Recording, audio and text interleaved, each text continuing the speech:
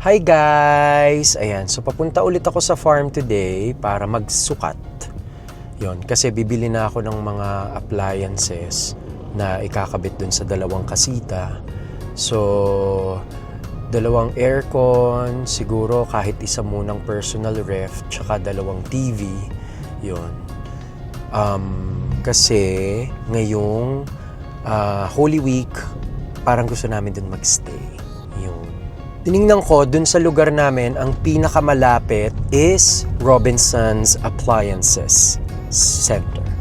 Ayun, so dun ako magtitingin ng mga appliances. Mas maganda magpunta ng farm pagka weekday.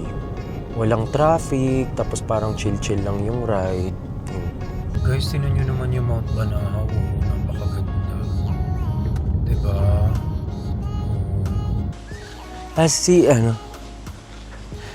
Sir Dante! Bababa lang po ako. Hi! Sige po. Sige po. O, tara. Papakita daw ano. Kasama pa si Tanggol Kasama pa si Tanggol. Oo nga. So guys, pupunta tayo sa kasita para makita natin yung kailangan nating sukatin na area for the air conditioning unit and for the TV as well. Tsaka isang personal ref. So actually, nadagdagan na namin ng konting steps pa tong pero hindi pa siya gawa. Kasi imbis na tambakan, pinadagdagan na lang namin ng additional steps. Ayun, so pinatutuyo pa siya kasi lalagyan pa siya ng vegan tiles. Yan. Yan. Yan. So guys, ito nga pala yung mga yung mga kama na hindi pa namin na-assemble. Kasi it's supposed to be placed on the other kasita na iniintay pa naming maano. Pro tip na lang din, pagka halimbawa bibili kayo ng mga appliances sa bahay nyo, sukatin nyo muna yung space na provision para, yun nga, para hindi kayo mapabili ng malaki or maliit, ganyan. Yung tama lang sa space. Yun. Dito nga pala ilalagay yung TV. Yan. Ay, hindi na Sir Porca. Opo, masyado nga daw pong plain. Bars, edi susundin natin ito dito. Yan. Okay. Pero nakaharang na yun sa view. Opo. Opo, yung dapat po talaga open lang. Kasi sabi ko nga, parang yun nga, tama naman po yung sinabi nyo, na paglalagyan mo ng mga, parang mga yan, yung mga division, di pangit naman sa view, di ba? Paano po yan bubuksan? Mag-i-slide dito, sir. Mag-i-slide din siya pareho. Natatago siya. Pero lagi siyang nakaganito. Opo. Pero pwede pong option na kung gusto mo na hindi naman malamok, pwede nyo pong Ayan guys, ituturo ni Sir Dante kung saan padadaanin yung tubo para ma-minimize yung exposure niya. Dito, sir, yung yung compressor. Ayan. Oo, correct. Lattice. Oo, lattice or Depende sa tubo, pwedeng dito. Pwedeng dito. Opo. Tatambulan natin ng kahoy. Para hindi siya kita, ikaklad na lang siya.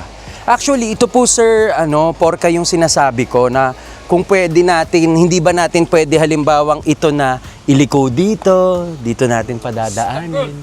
Diba? Para mas hindi siya maging obvious. Para ilalagay sa likod. Para ilalagay sa likod ba? Tubo, Kahit yung mga susunod na, syempre kung nagawa na yan pwede pa naman yun. Oo, parang igaganto natin sir, ililiko natin ganon, dito natin padadaanin sa likod, hindi siya kita. Iikot dito, gaganon na lang. Kasi Baka naman, forma. Baka naman, forma. Sabi niya, kakasya bagay, gano'ng katagal po kaya yan bago ipahigop at mapuno? Sa Hestia kasi, 10 years kami nandun sa Chato Hestia.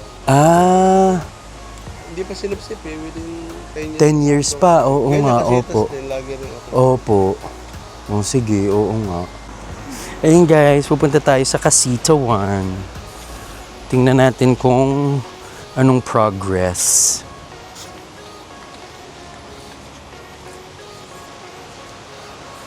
Wow! Ay, tapos na rin pala. Tapos na pala. I-install na lang pinto. Oh guys, hi. Tingnan nyo, oh guys. Tapos na. Ito feeling ko kaya ni Sir ano to. Konti na lang. Kalyado lang. Oo, kalyado na lang. Kala nga, huwag mo nang tanggalin eh. Unahin ko na yung tray. Alin po? Yung ganito man. Ah. Iuwi sa shop. Para hindi matiwangwang ito pag tinanggal kasi. Tapos dinadala na lang po dito, i-assemble na lang. Ano? Balik na lang. Babalik na lang. In fairness talaga, sir, ano, kayo ang naunang magganyan-ganyan, ano.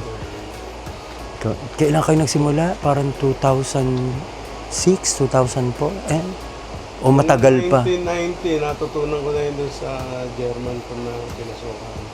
Ah. Mga beach house naman yun. Aba, nagtrabaho po kayo abroad? Hindi, dito lang. Dito, tas yung boss nyo po, German, ano. Crafts na magaling. Yung nakalatuto. Pero hilig nyo na po talaga na gumawa ng mga, yung mga gamit, yung mga sinaunang mga ano, Hindi, repurpose. Parang na-encourage lang kami sa kliyente rin eh, yung mahilig sa antique. Ah, tapos nakita nyo yung market na, walang gumagawa nito. Ah, tapos marami nang Construction lang gumagaya. dati, government projects, kalsada, mga covered ko. Bahay, puro concrete.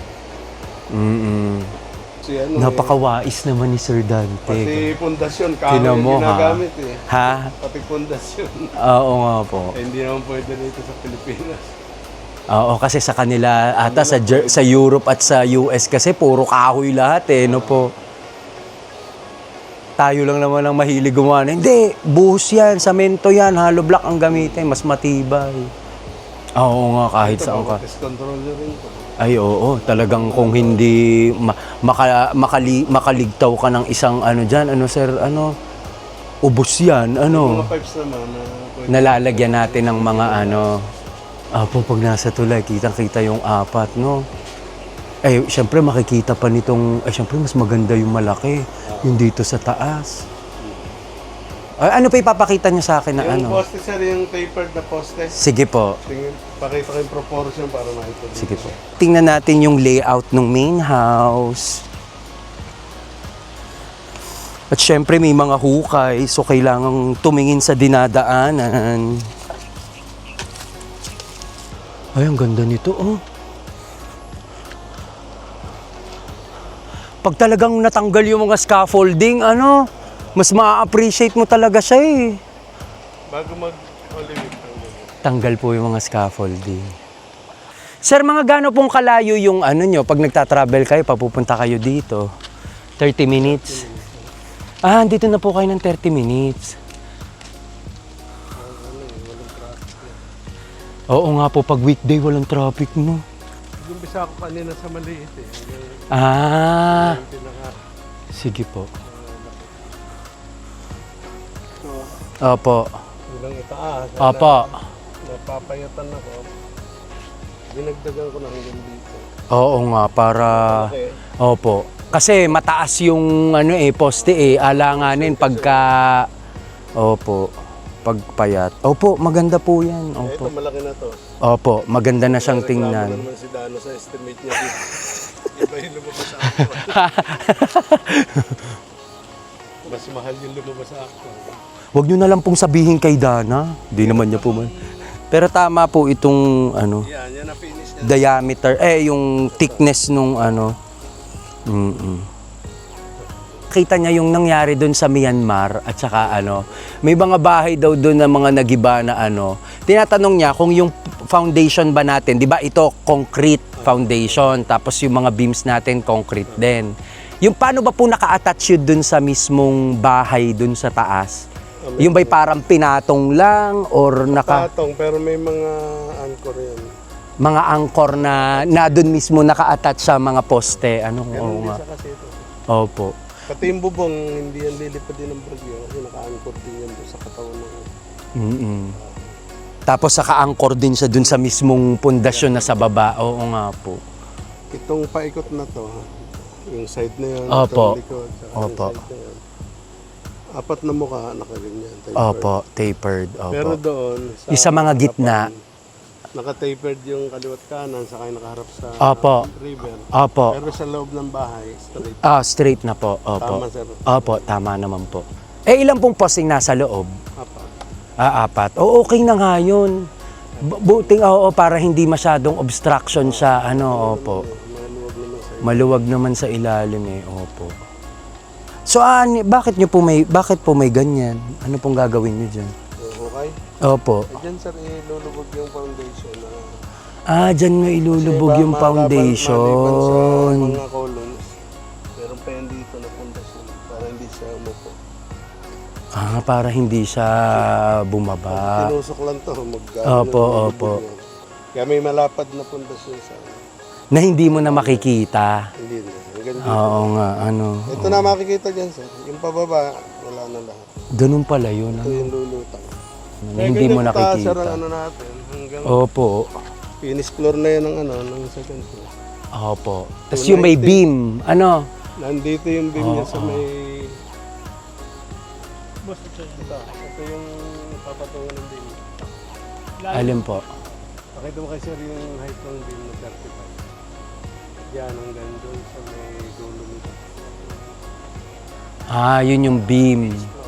Pero pagpasok po nyo sa loob, gaano pong kataas yun? 240 saka 35. Opo, 240.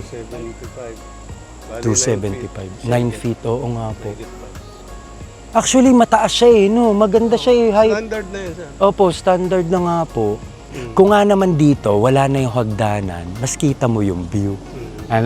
Kasi magiging obstruction yung hagdanan At least kung dito, wala nang di antipolo, yung tipolo na lang, tsaka yung view. Pero ang bibiling kong aircon ay 2 na. Sige. Para yung dun sa 2 natin sa kabila, 'di ba? Tapos 2 TV na rin para at least yun nga kabitan natin. Bibili na rin ako nung parang mount, yung sa TV na, yung sa dingding.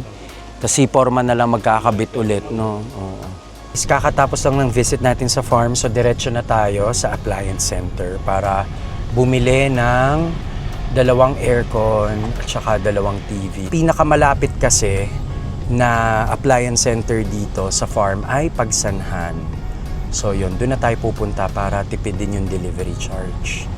Yan. So nakuha ko naman yung mga dimensions na paglalagyan.